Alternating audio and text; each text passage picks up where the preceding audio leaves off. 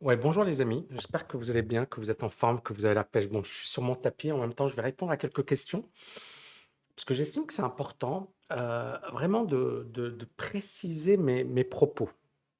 Alors, l'une des questions qui m'a été posée, c'est, enfin, ou du moins une remarque qui m'a été faite, c'est on a tendance à dire que tout ce qui se casse la gueule n'est pas fiable et représente un Ponzi. Alors, j'ai pas dit que ce n'était pas fiable, mais j'ai bien dit que c'était un Ponzi. Un Ponzi, c'est quoi? C'est une situation où finalement, une partie, d'accord, de personnes, croient dans un projet et investissent leur argent et finalement on voit leur argent disparaître. Là sur le bitcoin, 55 des gens qui ont commencé à investir ont commencé en 2021. 55. Je vous ai également montré dans ma vidéo la capitalisation des cryptos. Je vous ai dit ça valait 300 milliards en 2017 et au sommet, ça valait 1300 milliards. C'est-à-dire que la valeur du Bitcoin, hein, je ne parle pas du marché des cryptos, le marché des cryptos a perdu 2000 milliards, mais la valeur du Bitcoin donc a augmenté, la capitalisation a augmenté de 1000 milliards de dollars. Il faut vraiment comprendre une chose. Euh, Pourquoi en 2017, la valorisation était de 320 milliards et pourquoi en 2021, au plus haut, elle était à 1300 milliards? Pourquoi? Qu'est-ce qui s'est passé entre ces deux moments? C'est-à-dire presque 4 ans, 4 ans et demi, 4 ans, on a eu une hausse de 1000 milliards de dollars. Et on voit bien que, en fait, le Bitcoin n'a pas changé.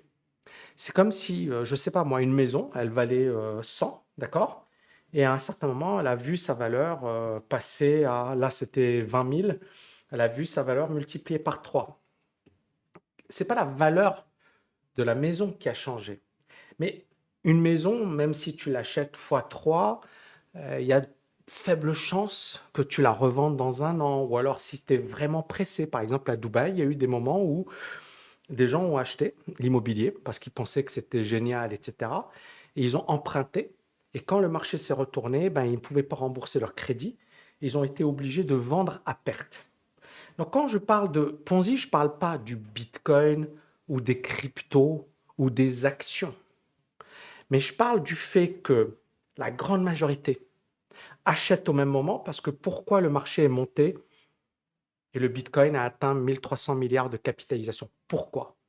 C'est très simple. Les gens ont acheté et ont valorisé le Bitcoin à 1300. Mais bien évidemment, il y a des gens qui ont vendu leur Bitcoin à ce moment-là bien précis. Parce que tu achètes et tu vends. Donc, il y a des gens qui ont saisi l'opportunité. Mais ce qui est incroyable, et l'article du Times le prouve, c'est que 55% des nouveaux investisseurs ont démarré en 2021 sur les cryptos. Donc, ça veut tout dire. Ça veut dire que 55%, donc une personne sur deux sur le Bitcoin, est en train de perdre énormément d'argent. Et la moyenne, hein, ça c'est un article de Bloomberg, les gens ont en moyenne acheté le Bitcoin à 47 500 dollars. Aujourd'hui, ça vaut 19 000. Donc tous ceux qui ont acheté à 47 500 sont en train de perdre de l'argent. Et pourquoi et pourquoi moi je parle de Ponzi? Parce qu'encore une fois, c'est 1000 milliards de dollars qui sont évaporés. On est bien d'accord que les 55% de nouveaux entrants sur le marché, c'est-à-dire une personne sur deux qui a acheté des cryptos pour la première fois en 2021, l'a acheté au prix fort. Aujourd'hui, ces 55% de gens sont en train de perdre de l'argent. On vient d'assister à une partie de la population qui a investi et une partie de la population qui en a peut-être profité ou qui est sortie au bon moment. Et finalement, toutes ces personnes-là, c'est une personne sur deux aujourd'hui sur les cryptos, et peut-être même beaucoup plus, on parle de 60-70%, sont en train de perdre énormément d'argent. Et donc, Le fait de parler de Ponzi, bien sûr, ça va choquer certaines personnes qui vont se dire, Tami, il déteste ou Tami, il est anti. C'est faux. Moi, je suis ni pour ni contre, je l'ai toujours dit depuis des mois et des mois et des mois. Mais là, force est de constater qu'il y a eu un transfert de richesse, que ces 55% de gens se sont fait avoir. D'où le Ponzi, d'où beaucoup de gens, ils ont cru dans un truc, ils se sont dit, je vais investir dans ce truc, et là, ils se disent, merde, j'ai perdu 50%, j'ai perdu 70% de mon investissement, j'ai perdu 80% de mon investissement. Donc c'est là où on parle d'énormes manipulations. Alors certaines personnes me reprochent et me disent, Tami, oui, mais tu parles des cryptos, tu ne parles pas de la bourse. C'est faux. On a eu le même phénomène en 2000 sur les valeurs technologiques. Le même phénomène. Alors c'était quoi ce phénomène? En mars 2000, je l'ai vécu, hein. J'étais analyste, j'ai vu les gens devenir fous.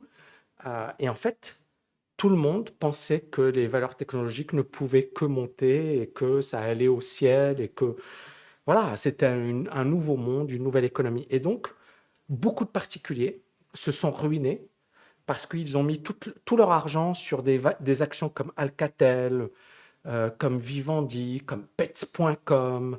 Il y a des valeurs, elles ont été divisées par 10, par 20 et certaines valeurs ont disparu. Et beaucoup de gens se sont fait avoir. Est-ce qu'on peut parler de Ponzi? Oui. On peut parler d'arnaque. C'est-à-dire beaucoup de gens sont... Donc encore une fois, c'est un éternel recommencement. Ça ne peut pas dire que la bourse n'est pas bonne.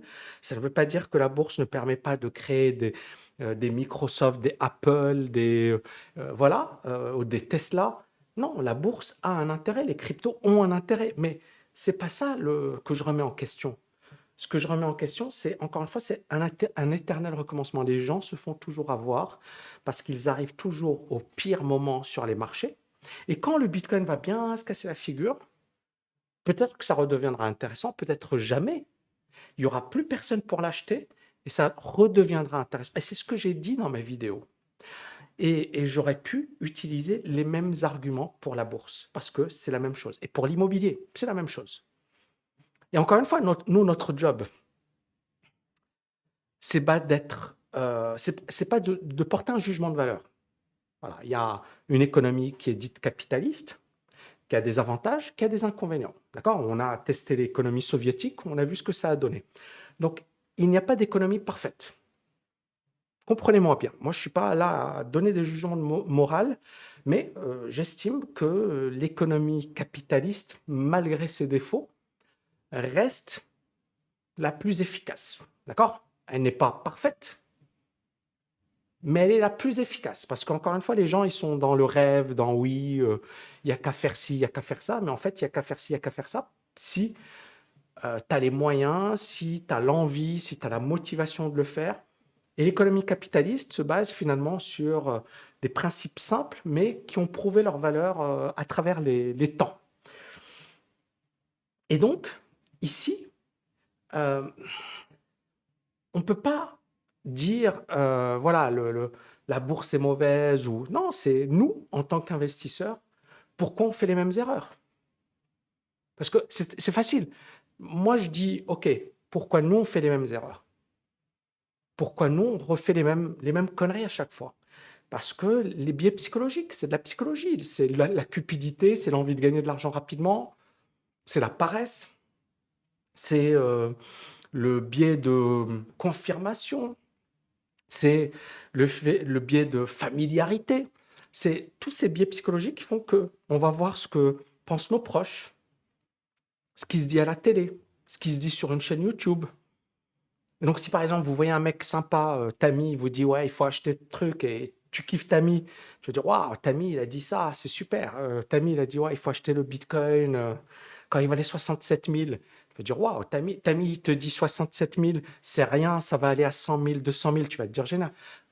Petite parenthèse, à 67 000, je disais plutôt, cassez-vous, hein, je ne vous disais pas, d'accord. Mais voilà, si jamais j'avais dit ça, clairement, vous auriez dit, ouais, sympa, Tami, il a dit ça, donc Donc, ce que je veux dire, c'est que on est paresseux. L'être humain est paresseux. Et je me mets dans le lot, hein, on est tous paresseux.